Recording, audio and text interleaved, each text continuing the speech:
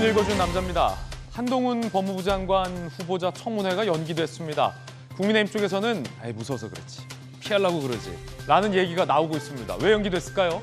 민주당에서는 자료 제출이 문제였다라는 얘기가 나오고 있는데 다른 속내는 없는 거지. 잠시 후 이야기 나눠보겠습니다.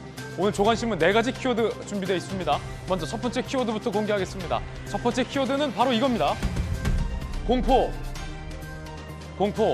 동아일보 오면 기사입니다. 함께 보시죠. 검 수사 공정성이 우려된다며 결국 끝내 검수완박법을 국무회의 때 공포했습니다. 국민의힘에서는 법치주의가 끝났다라고 강력하게 비판을 했습니다. 당론 채택 21일 만에 민주당이 마침표를 찍은 겁니다. 본회의 3분 만에 형사소송법 논란이 됐던 검수완박 마지막 법까지 속전속결로 처리했습니다. 소수당의 반대, 이건 가뿐히 무시됐습니다. 민주당 꼼수 입법 독재에 대통령이 결국 마지막 마무리로 힘을 실어준 모양새가 됐습니다.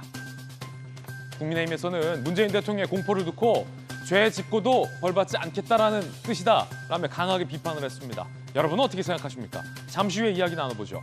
두 번째 키워드 공개하겠습니다. 두 번째 키워드 바로 이겁니다. 버티기. 한겨레 신문 오면이 쓰고 있는 기사인데요. 버티기, 이거 어떤 뉴스일까요?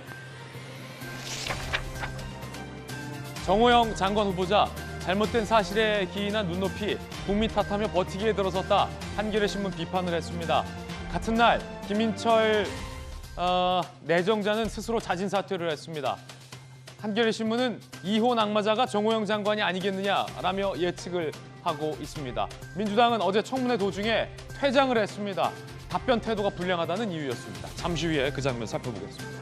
이어서 세 번째 키워드 공개합니다. 세 번째 키워드는 바로 이겁니다. 뒤집기. 경향신문 1면 기사입니다. 뒤집기. 함께 보시죠.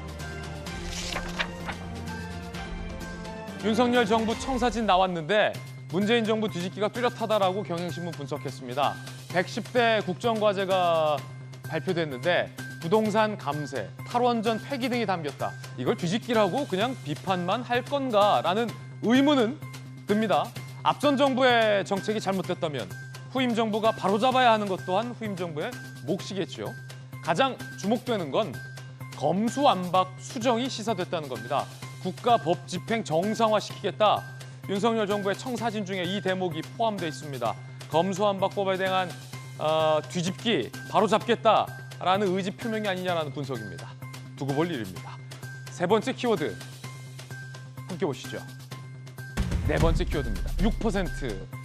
조선일보 10면 기사입니다. 6% 어떤 기사일까요? 물가 하반기 6% 넘을 수도 있다. 스태그플레이션이 우려됩니다. 경기 침체는 계속되는데 물가만 계속 올라서 난감한 상황을 스태그플레이션이라고 하죠. 시장을 가면 장볼 게 없다. 마트에 가면 이런 말들 많이 나옵니다. 원유, 곡물 급격하게 가격이 오르고 있고 이게 전반적인 소비자 물가에 영향을 주고 있는 형세입니다. 이 같은 고물가가 장기화될 우려도 제기되고 있습니다. 이래저래 걱정입니다. 지금까지 신문 읽어준 남자였습니다.